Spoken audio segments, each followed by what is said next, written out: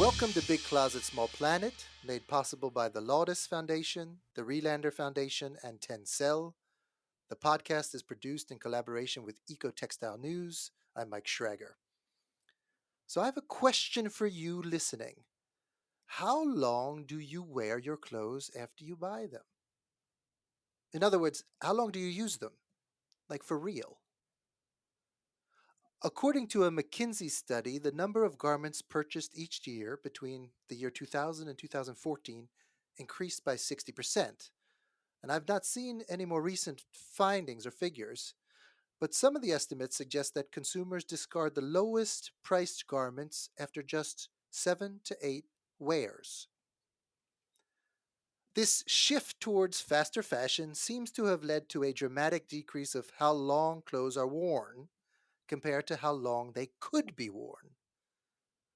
And that is why people are arguing that extending the active service life of clothing via resale or rental could be one of the most effective ways to reduce the overall environmental impact of the clothing industry.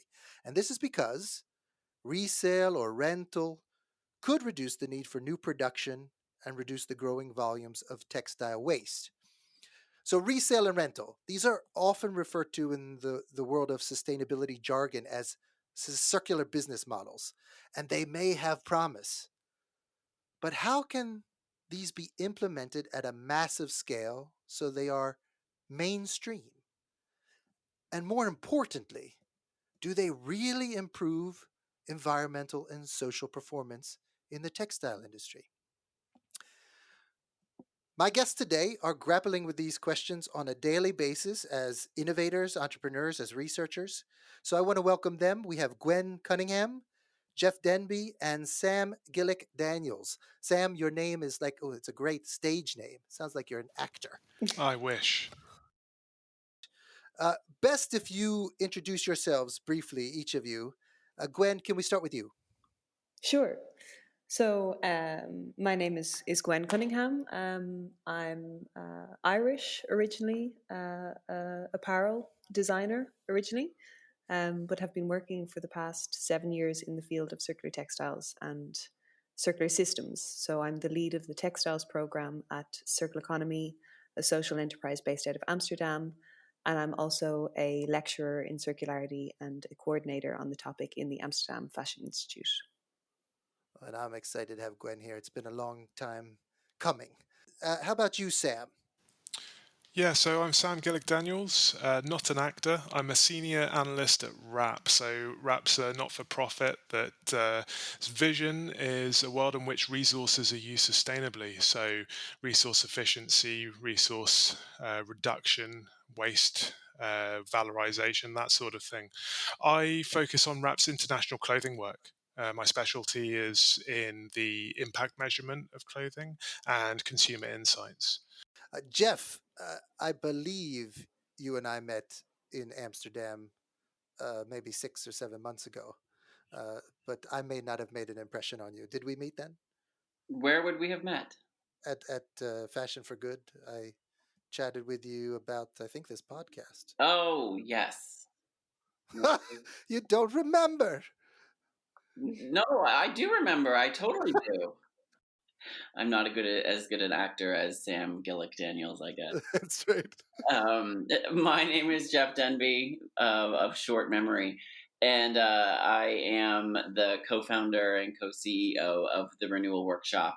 And we are one of the leading providers of circular business model solutions for apparel brands and retailers. We have factories in both the US and in Europe. So in Cascade Locks, Oregon, outside of Portland, and in Amsterdam.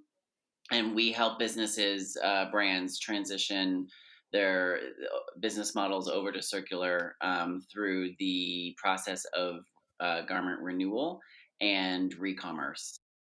True or false, or maybe Gwen, resale and rental business models can be profitable for companies who implement them. True. Sam, customers are willing to purchase resold items as substitutes for new items. True.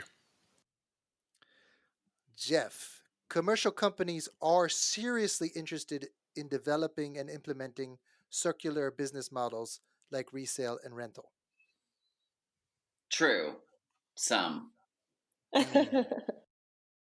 We know the environmental benefits of circular business models versus traditional business models. We suspect the Okay, benefits. I said you could say true or false. It depends. It depends. It depends.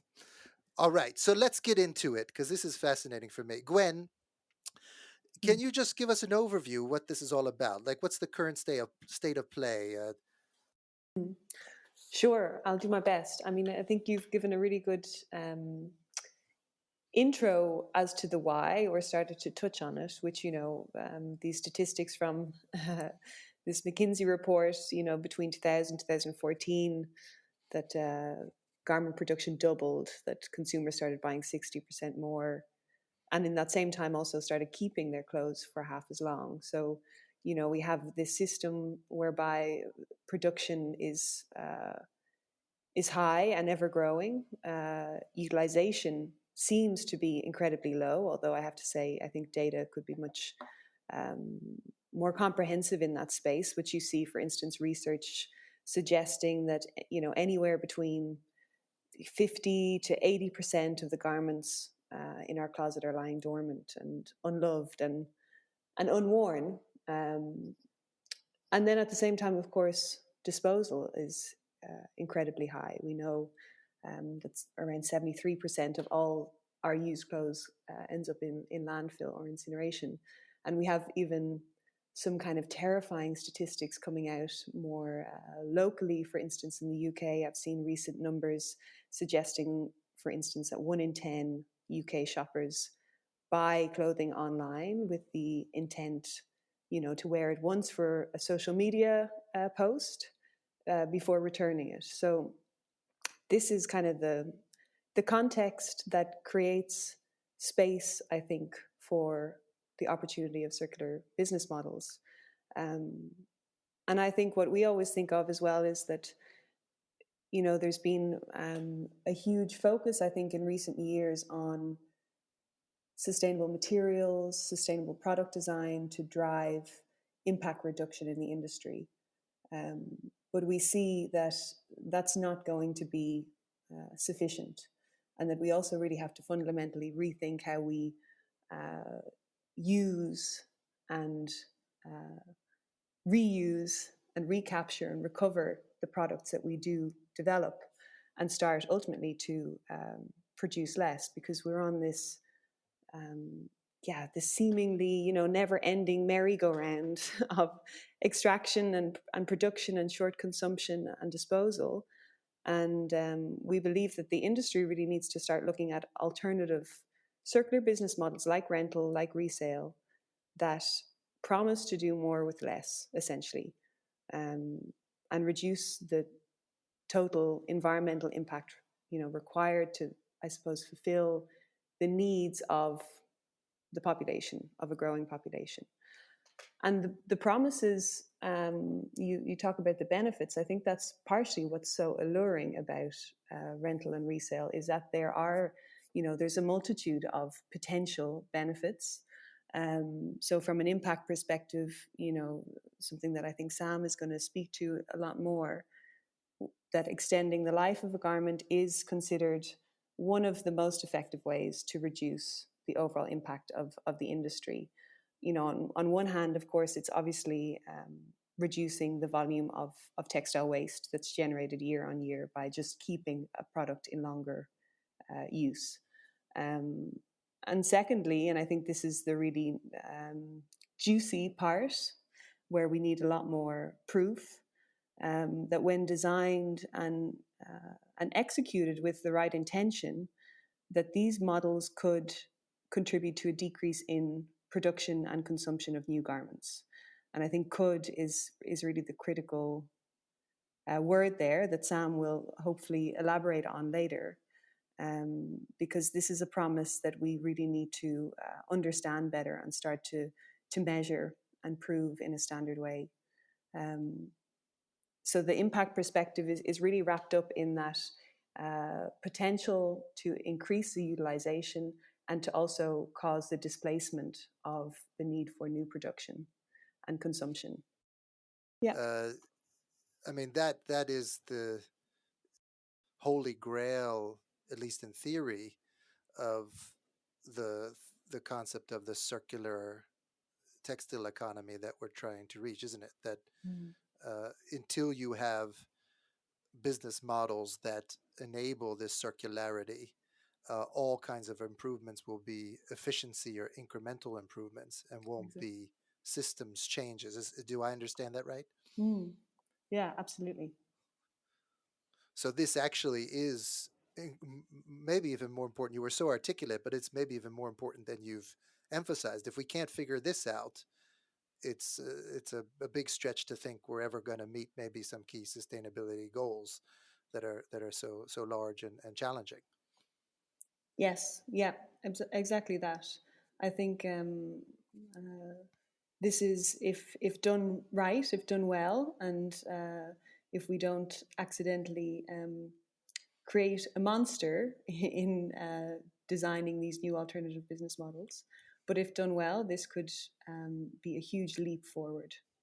So this is Jeff. I think that we we cannot solve the problems of today using the same business models and corporate structures that were used to create them in the first place. So I think that it's really imperative that we start looking at alternative forms of generating revenue than just trying to do exactly the same thing over and over again and expecting the result to somehow be different. So I think the circular business models are an excellent example of the systematic change that has massive potential to create a different result. Where do we stand today? You've mentioned rental and resale. That's the terminology I've heard you use. I guess people can use different language to describe these. But what does the market look like today for these things?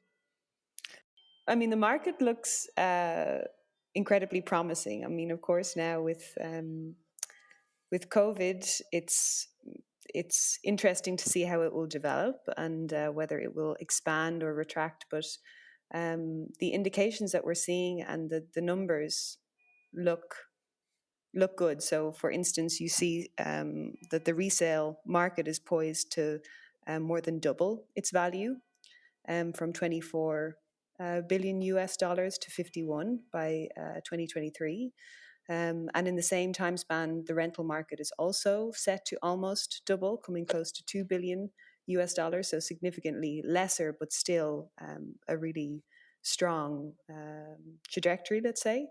And what's interesting is that both of those markets are expected to basically outperform the traditional, let's say, linear apparel trajectory. So some research is even predicting that in 10 years' time, the secondhand market is going to displace the fast fashion market. So all signals are go, I think, for the potential of these markets. And they are being largely driven right now, I think, by the disruptors and the innovators. So, for instance, Jeff and the Renewal Workshop, but also companies like ThreadUp or the Real, many of which actually are located primarily in the US, and we see more and more activity in Europe. And now, of course, brands start to step into this space themselves. So the market is being kind of driven by those really at the cutting edge, at the forefront, and now starting to be adopted by the mainstream more and more. Is this something, and I'm asking you all, maybe Gwen and Jeff in particular, is this something that has suddenly took off? Or has this been something in the making a long time? And the reason I bring that up is because I remember when Rent a Runway broke through, and we were using it as a case for within the sustainability world, as saying, could this be something to drive sustainability improvements? But prior to that, you didn't hear much about successful, at least subscription rental kinds of companies. Is this something that's been in the making a long time, or is this something that's somehow just flipped over a matter of a short time frame? I think I think we saw a lot of activity um, come out of the 2008 financial crisis. And that is where we started seeing businesses such as Rent the Runway, Real Real, ThreadUp emerge a few years after the crisis, like sort of, I would say, on the recovery. And they tapped into this market where consumers wanted still to buy and consume, but at a less expensive price, at a lower price point. And at that same time, there was a convergence of online retail, the shopping component of this that became sophisticated in such a way that the back end technology existed to enable these businesses, and consumers became comfortable with buying online. And so there was a real shift to this from the thrift shop into these sort of glossy online experiences. So that became this sort of wave we call re-commerce. And of course, there was a lot of innovators eating the lunch of all of the current of the brands and retailers for many years. Mm-hmm. No one really called it circular back then. Of course, the concept of circular business models has been around since forever, the 70s. But what I'm amazed at to see is that when we started the Renewal Workshop in 2015, we were the only ones really saying and talking about circular business models to brands. Like, really, for the very first time, we were introducing this concept. Um, Flash forward 2 years later, and every major brand in the world has a circular department now focused on these sort of these implementation and piloting of these different business models. So I think that it's been a really fast embracing of the opportunity by brands, and I think that it's happened much faster than the concept around traditional sustainability because of the opportunity to make money off of these innovations. The economy part of circular economy is actually really fascinating to a for-profit business like brands. So I think that that's something that finally we've been able to find a way to combine aspects of sustainability truly with a commercial offering. So Jeff, let's then continue, because you've talked about the context. You introduced the Renewal Workshop. It's an example of one of these business models, these circular business models. So tell us a little bit more concretely what your company does, how you got started. Tell us about the model and Yeah. how you got started. So my co-founder is Nicole Bassett, and we've both been in the apparel industry for many, many years, and we spent much of our time actually trying to make things better. So working in organic cotton, working in fair trade, and when we've run around factories all over the world. When you're in a factory and looking at 50,000 pairs of yoga pants for a season, you have to wonder what happens to all of this once it gets there and it's no longer needed. And so that really is what made us go down this path of trying to understand where the product ends up and how much waste there actually is. And through that research with brands, we developed the business model for the Renewal Workshop, and it has evolved over time from its beginnings. But the way that we serve brands today is basically threefold. First, we start with brands to develop an actual business model and strategy for transitioning part of their business over to circular. So we look at their operations, their logistics, we examine the product. We talk to marketing and sales. We look at all of the data they may have about product, and how we could extract that data from their systems. And then we develop a financial model for a renewal and re-commerce business for them. And it's really important that we have this kind of roadmap at the very beginning of a partnership with a brand that they can then sell up to the C-suite and get full buy-in to move forward. So that's a big chunk of work we always do with brands up front. And then we move into an execution phase, and that's the setup of the operations of Renewal. And so we have factories, like I mentioned, in the US and in Amsterdam. And in these factories, what we've done is develop a process where we take product from brands that is unsellable as first quality. So this product can be returns, damages, warranty. You could get damaged at retail and shipping, whatever it is that can't be sold as that first quality product. And it can also be product that brands actually reacquire through take back strategies.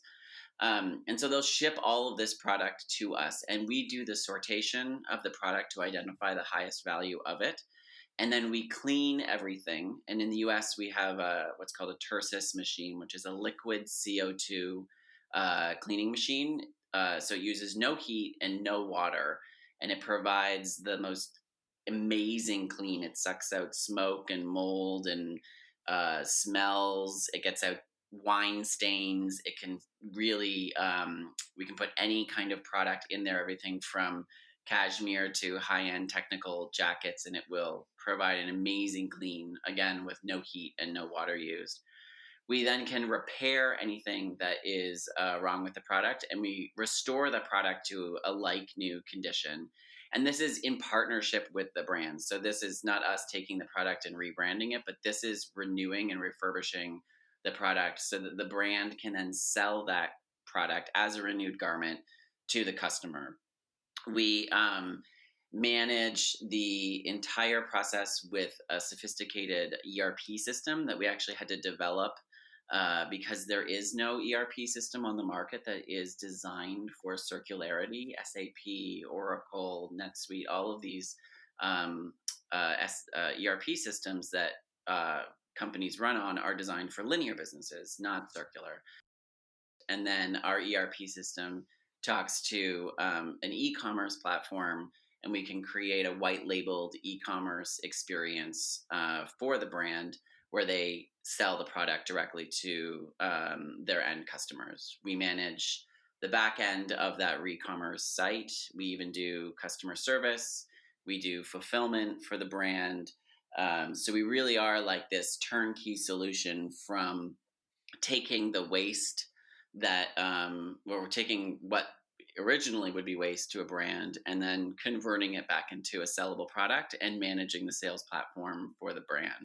And given what we talked about before, is this now standard practice for most major brands to be working this way? I wish it was.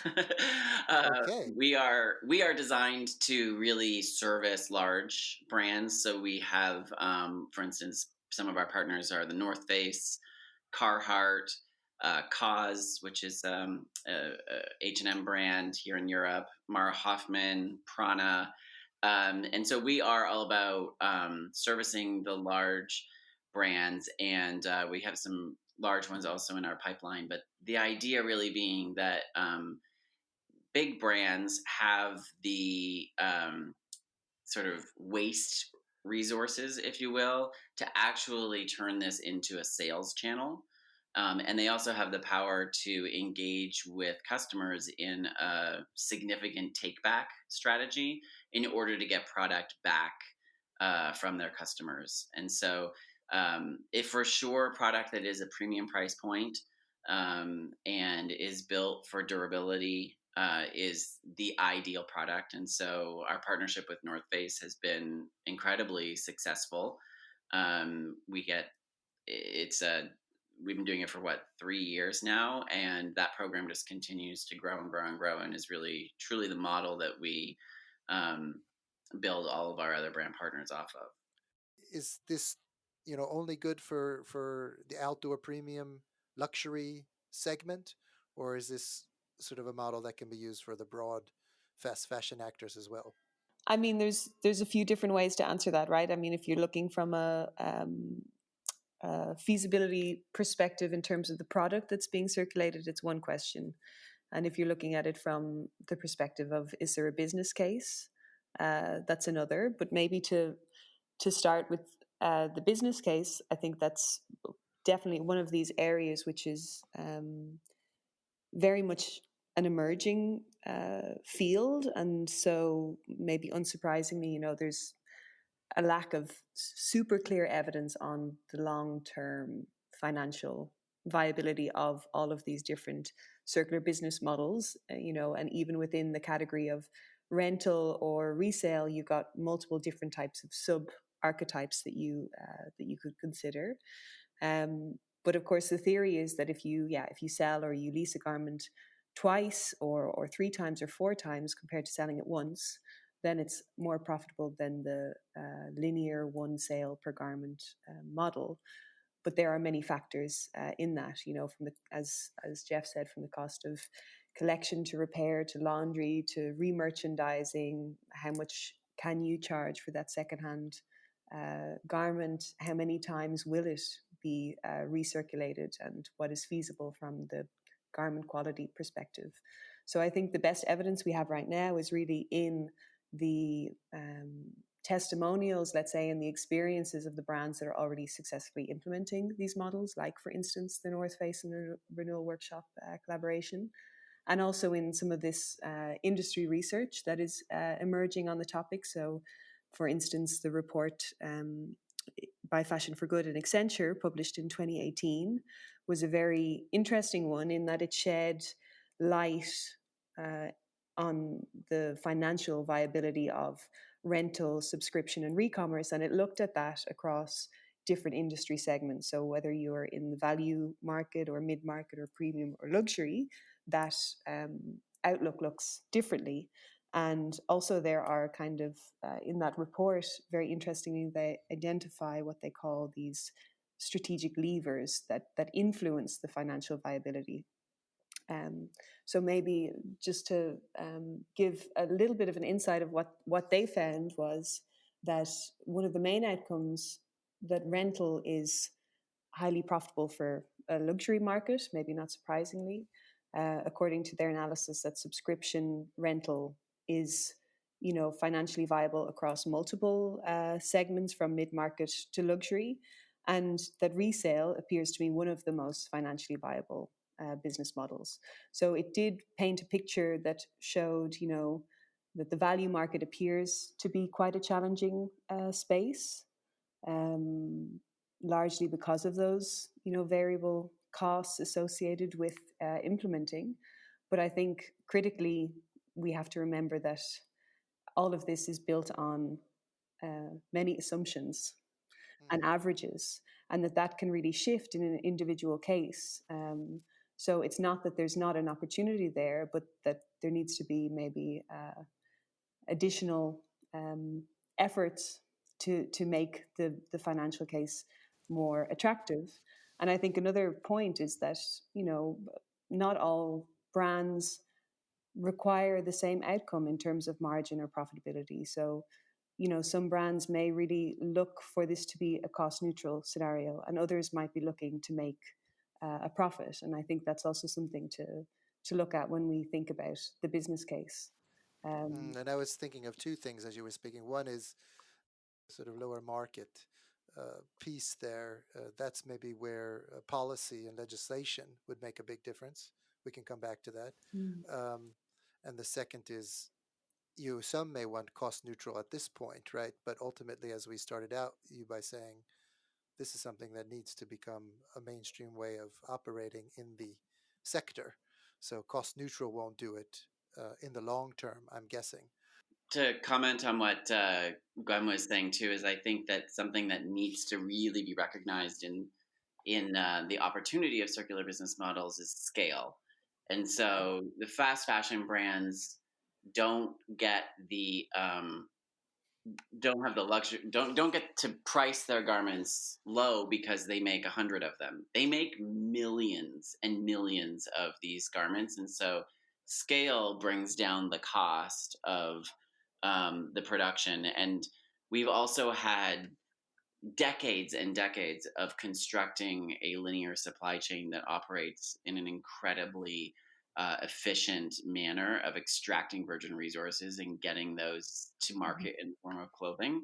So I think one of the things that's really fascinating is that we all take for granted what we have constructed for our linear economy and expect that in 3 to 5 years we're going to revolutionize that into a scaled circular version with the same margins that we all experience today. I mean, we see that over and over from brands, from investors. Like, we're talking about a massive system change. And so one of the things we are looking at now is, okay, so at what scale and at what time length will it take for us to develop the technology and a factory and a system that will allow us to renew and re-commerce garments like H&M, these sort of fast fashion brands. So I think that there's a huge opportunity in the future, but it's going to require quite a bit of time and investment in order for us to actually get there. And it's true, and we also have to complete the circle, which is, when our $3 t-shirts or €3 t-shirts are done, they're not going to be going clean and going out into the world again. We really need to construct a world where we can recapture that garment from the customer and truly recycle it back into a fiber. And the ultimate is to start making new products out of entirely recycled fibers. And so I think that this is the whole world that we want to see. I mean, I've always, like, fast and fashion is not a problem. It's resource use that really is the problem. And so if we can use resources much more wisely, then we can create a system that circulates them, continually capturing all of the value in them. But it is a rather enormous systematic overhaul that the industry has to be behind, and the investors and financiers have to be willing to get behind as well and have patience. Sam Yes. Gillick-Daniels. Hello. Yes, I know you have been waiting patiently. And to be honest, the only reason I invited Gwen and Jeff on was that I knew I would get you on the You're too podcast. And kind, Michael. yes, thank you. Thank you very much. Sam, now we get to talk about sort of, you know, the reality, right? So, rap, as I understand from what you said in the beginning and from what I know about rap, you're focused on the work of assessing the real and the potential impact of rental and resale for people and the environment. You're sort of doing the analysis. Am I correct? That's one part of what we're doing. So, with the World Resources Institute, at the moment we are focusing on that. We're looking at social impact as well.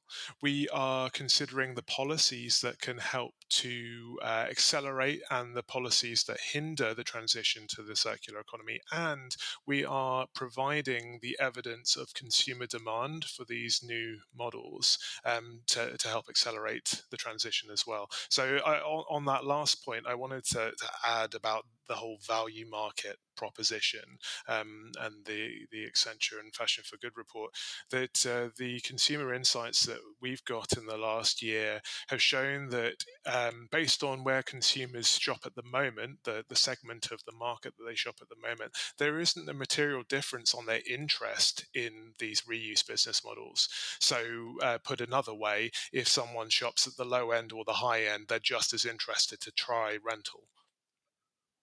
Okay, but now that I have you on this, but what interest is there in general? I mean, I remember a study done out of a Swedish research project, which seemed to indicate, and this was a couple years ago, that just people weren't aware of these models, and therefore weren't engaging with them. And I may be misquoting the conclusion, Are you talking but about the Mistra Future Fashion report? I am, I Okay. am. So did I read that right, or That have you was found one of something different? the that was one of the conclusions, was that uptake was low at the moment. So what we looked at was something more aspirational. So we're looking at providing evidence of consumer demand, and how do you provide that when there isn't that much of a supply? Right. So Yes. we provided hypotheticals, we provided propositions for what business models could look like. And they do exist at the moment. So you've got Urban Outfitters launching the newly subscription model last year.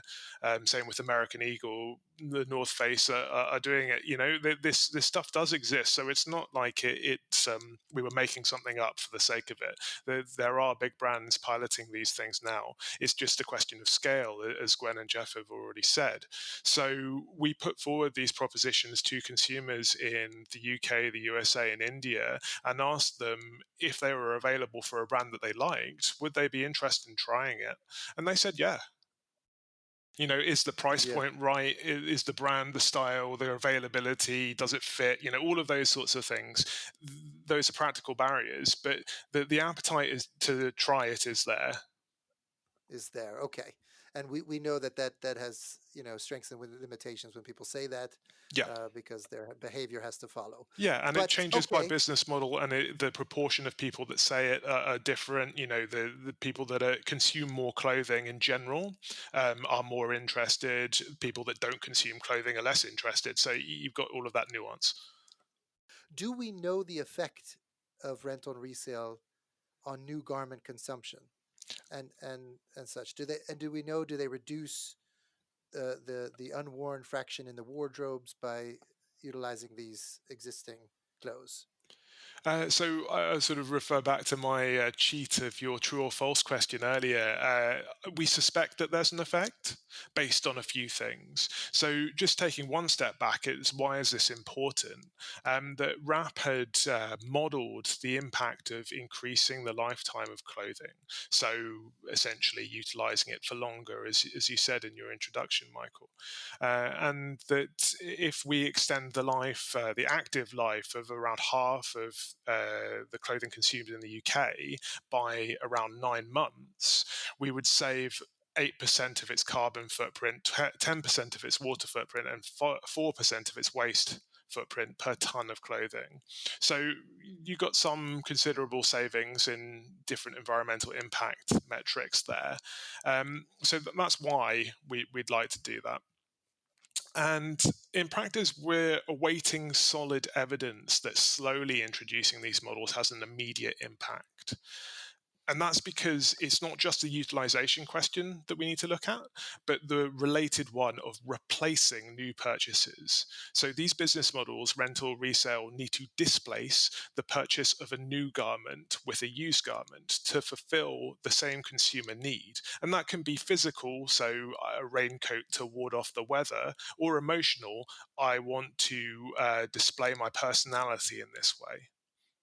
We do have some evidence, it's just outdated. So there's a report from RAP published in 2012, if I remember correctly, which states that there's a displacement rate of 30% of new clothing from used clothing purchases. Now, this only refers to charity shops in the UK, so thrift shopping, and that are these the same types of business models as the ones we've been talking about here? No, not at all. They have similarities, but there's a whole load of cultural biases and practices associated with charity shopping in the UK. So a 30% displacement rate is not appropriate for, say, a renewal of a North Face jacket. Do we have standard metrics to do this measurement so we can compare this analysis? How are we on just methodology wise? So RAP and the World Resources Institute have been working on producing guidance for standard metrics and measurement methods. We're due to publish this next month, actually, so watch this space. But in summary, it's a tricky area to tie up neatly. So we, RAP and myself, presented these types of broad areas of common metrics to Circle Economy Switching Gear Enabling Network a couple of weeks ago. And that's a network of interested stakeholder organizations. And they reiterated a demand for this work, so that we do need it. But what we presented were these questions of utilization, so the number of wears, the metric of that, and the displacement rate that I've already talked about. These are sorts of things that we need to be looking at. And the response comes back is that yes, that makes sense. But in practice, how do you measure that? So we propose some methods. The accuracy of them is in question. And that as technology improves in the next, say, 5 to 10 years, we'll get better accuracy. And the main thing is to start now. We've talked about environmental benefits, but I believe the World Resource Institute is also looking at social impacts of these models. Yeah. Is that correct? That's completely correct. So early on in our process of trying to create common metrics, we realized that having an equivalent guidance on social impact measurement metrics to the environmental side, it just wouldn't work. It's not the same for many different reasons, but just to say that trying to measure a social impact can be a lot more nebulous, and there's less of a body of understood academia associated with it.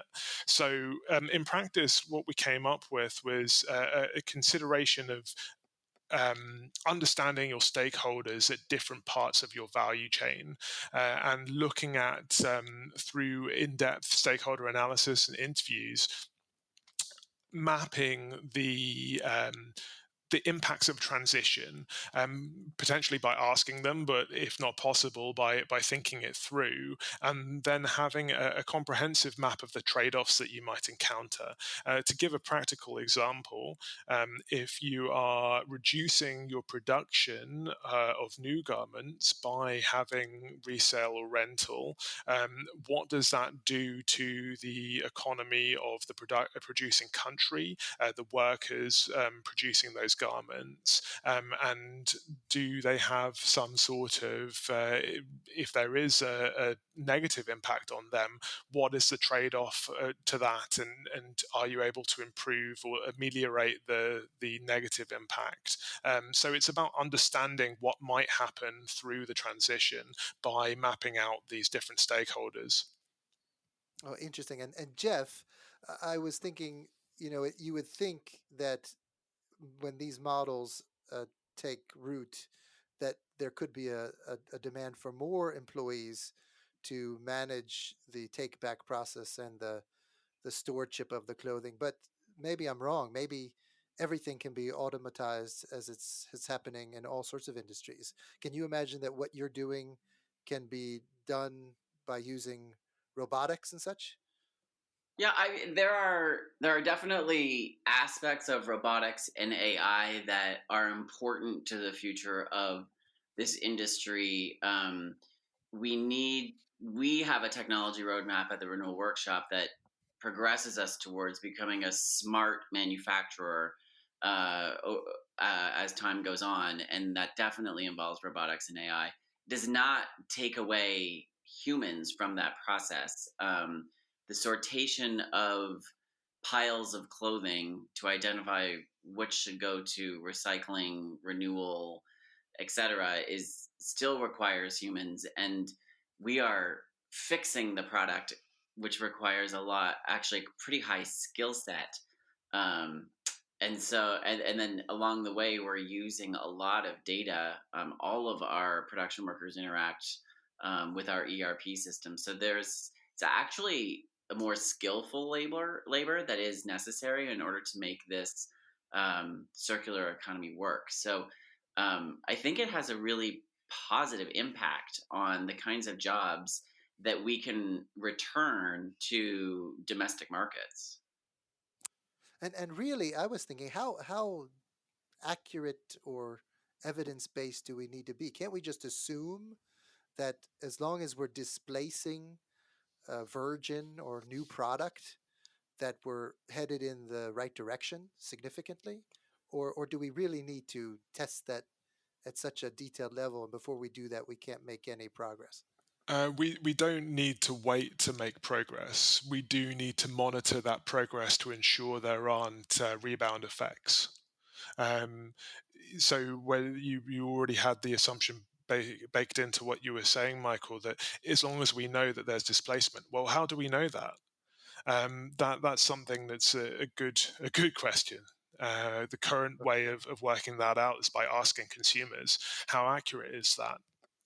Accurate enough to start, definitely, but until we're able to get a good sense on placed on the market data for new clothing versus second life, third life, etc., then we won't know for sure. Is virgin resource extraction for clothing reducing? That's the main question. So, Gwen, we've talked about the state of play. We've talked about a concrete case and the Renewal Workshop and what Jeff and his team have learned and are doing. We've talked about the issues of measurement, measuring impact both environmentally and socially, and what we know and don't know. Uh, how are companies more concretely experimenting with these new models today? And we've heard a little bit about that, but you have a project called Switching Gear, which I believe both of the others have mentioned. What is that project? How is it set up? What have you learned from it, etc.? Sure. Well, Switching Gear is a 2-year project that kicked off back in late 2018 that is led by Circular Economy and actually supported by the Laudes Foundation, formerly the CNA Foundation. And it really stemmed from our recognition, I suppose, that the potential of these models, the why of rental and resale was recognized by brands, but they were really struggling with the how. And so the project guides for apparel brands who really occupy different markets on what we call a circular innovation process, and over the course of the 2 years helps them to design and launch a rental or a resale business model by 2021.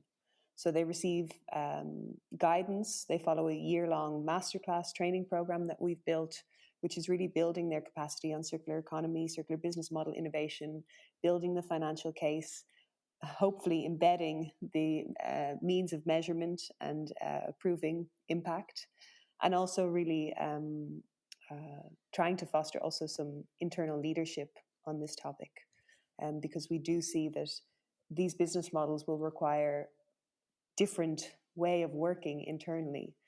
Multiple functions across different departments need to come together to really build something that is worthwhile. And so the teams from each brand that participates are really cross-disciplinary teams, which is very interesting as well.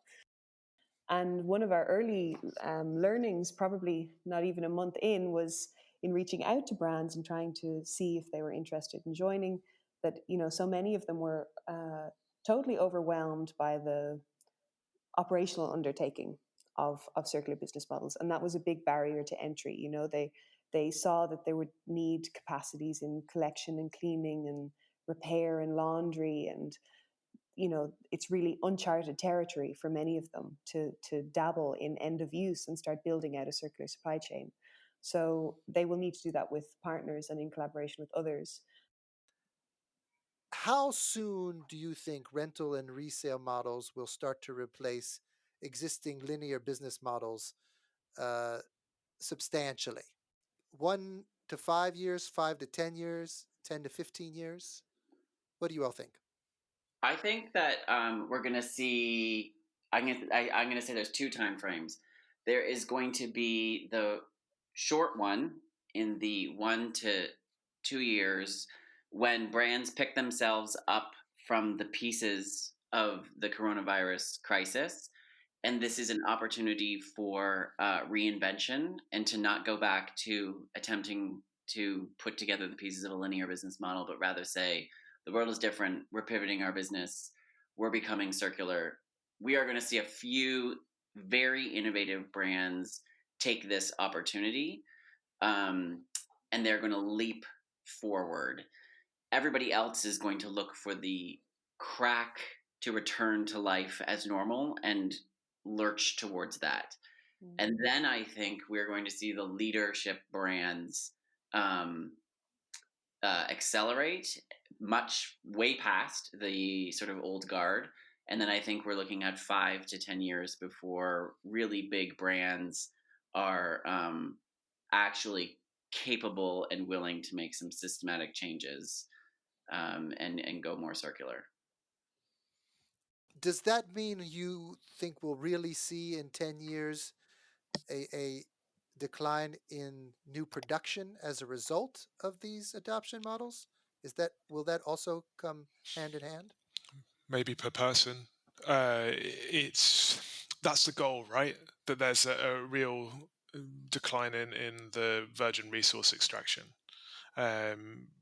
It remains to be seen that we can hope for that, with an increasing population and increasingly wealthy population across the globe. There may be some element of tempering the reduction of production through circularity by the increased demand. Now, I'll say as an entrepreneur, absolutely yes. We are going to force it to happen through sheer grit and determination. But I think we're moving in a place where the car market is.